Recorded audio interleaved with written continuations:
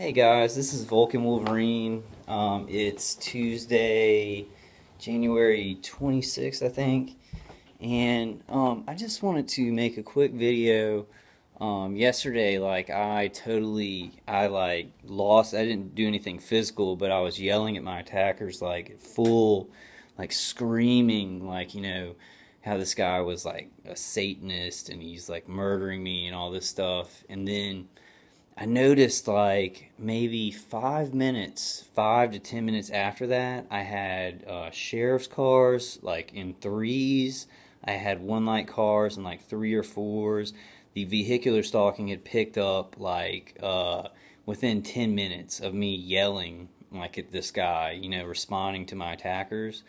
So what I wanted to say today and what I'm going to do, and I don't know, y'all can try this if y'all want to.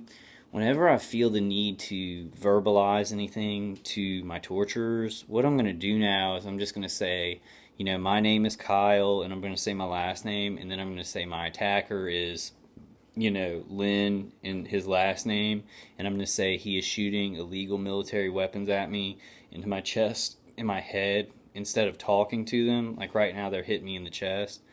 So whenever I feel the need to talk to him or do anything like that, I may actually even be a little bit trickier, and like he hears me saying this, so I'll probably just modify it the way that I need to do it. But I'll like yell something at him, and then I'll add in there, my name and who he is and where he lives, and like that he is doing this illegally.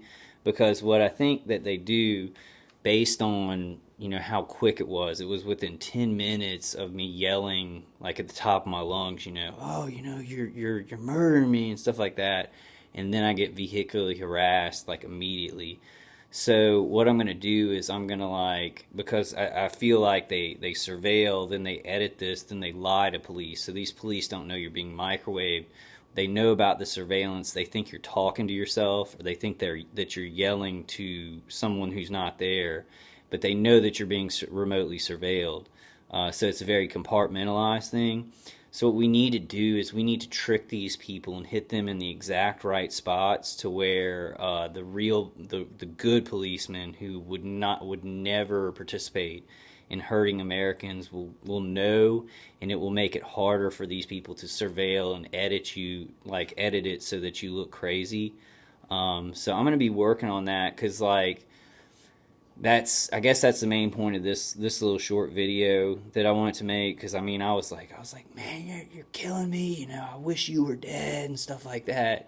And it was in my car, and I was yelling at the top of my lungs. And then it was immediate. It was 5 to 10 minutes after, the whole day long. Just yesterday, this morning, it had slowed down. So I saw two police helicopters, one going over me and my dad when we were going to the Medicaid place, and then one later in the day. So two police helicopters, sheriff's cars, city police cars, all over me because I had yelled in the car at my attackers. So this is their main thing in this false flag, is to really trick people, really get it chaotic, and then so they're V2K'ing you, so you hear them saying kill him or whatever, then they're hurting you, and then you respond to them. They just take that and they edit it so it just seems like you're talking to yourself. Then you got a whole bunch of cops caravanning you that don't know that you're being attacked and hurt. EMS workers. I have EMS, like the lead EMS drivers, caravanning me because they think I'm just crazy. They don't know about the microwave torture and the B2K, and that we are actually responding to something. So I figure what I'm going to do is that when I feel like talking to him, I'm just going to state who I am, state what he's doing to me, state his name and his address. And if you don't know who's attacking you, please, just state your name, just in your car or whatever, that you are being attacked by illegal military weapons. So they can't edit it up as easily. And even if they can edit it up, make it harder for them. I say that the thing is in this, I was on a conference call last night, and it's important that we get on those conference calls because so many people are thinking outside of the box on this one, and we've really got to do that. We've got to think outside of the box. We can beat these people. We have to because they're so evil.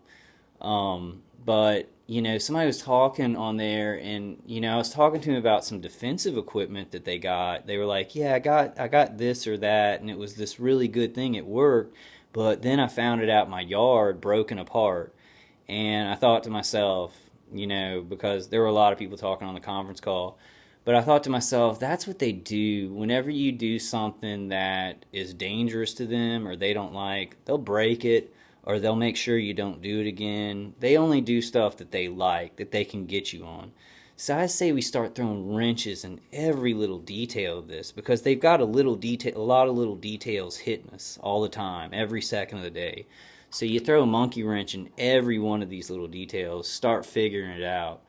And one of the things that I've done, and why I think that I know what's being done to me, I know where the technology is coming from. I've researched it, but I've also looked at my past, and you may want to write down like how all this started happening, like what you felt when, because then you can figure out in your mind, like, were they were using maybe just ground weapons here, then the remote stuff started here, then the V2K started here, and you can kind of get it out in your brain, like what happened when, and then you can kind of figure out the technology behind it. So that's how I've been, not successful, because they're still hurting me. They still convince people around me to, harass me, shoot me, and stuff like that. But I've been successful in knowing, like, exactly, what kind of stuff is hitting me, what I've got to get, to buffer it and things like that.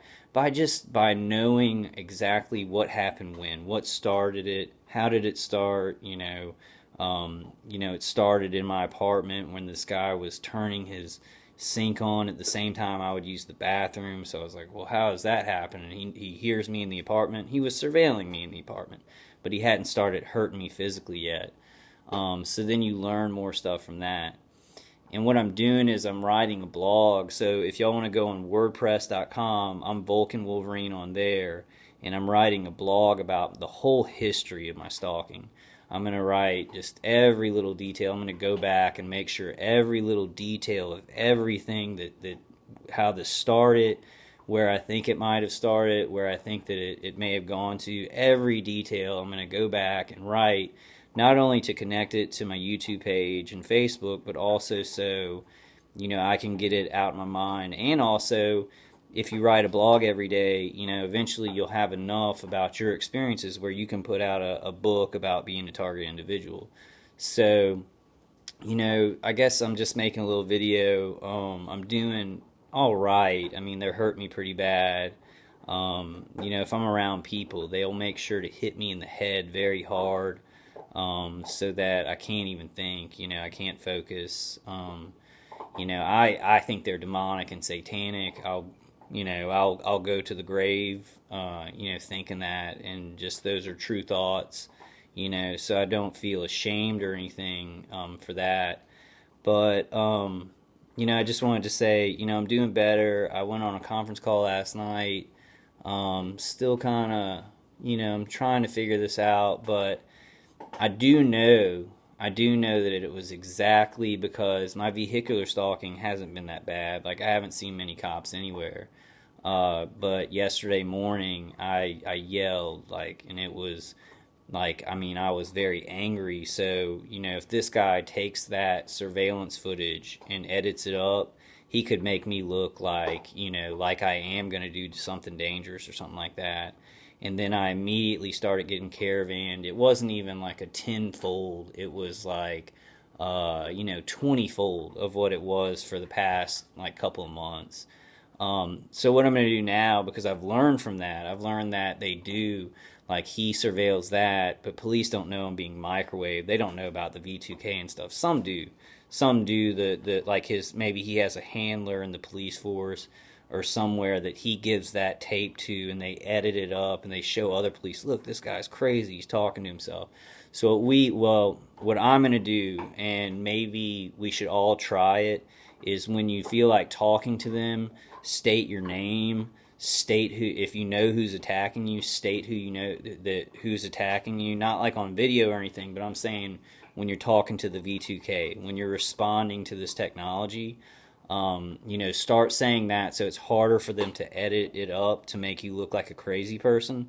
Start stating what's happening to you so that, because they're passing along this information, but before they pass it along, they corrupt the information to make you look crazy. And I'm very sure, because I've done this so many times where I've yelled at him and I haven't stated what's going on. I'm just like, you're corrupt and you're a liar. I can't believe you betray your country and your family like this. And they just think I'm he'll surveil this, edit it up, and give it to somebody. I don't know, I guess a handler, and then the handler gives it lies to police, lies to EMS workers, lies to DHS. And then they say, okay, well, this person, he's crazy, he's talking to himself. So I figure what I'm going to do now, and y'all don't have to do this, but I'm going to do it and see if it works, is that whenever I want to talk to him, I'm just going to state what's happening. So it'll, and I may actually throw some tricky curveballs at him so that he thinks he's got some good stuff on me. Like, oh man, yeah, he's looking really crazy now. And then I'll throw something in there so he'll have to edit it, and it'll look really, really weird. And people will start kind of catching on. They'll be like, wait, what's going on, I'm going to try this. It's a theory, but I'm like 95 to 99% sure that, the caravanning, the vehicular harassment does respond, to you talking back to this V2K, to you acting out, to looking like you're not talking to anybody.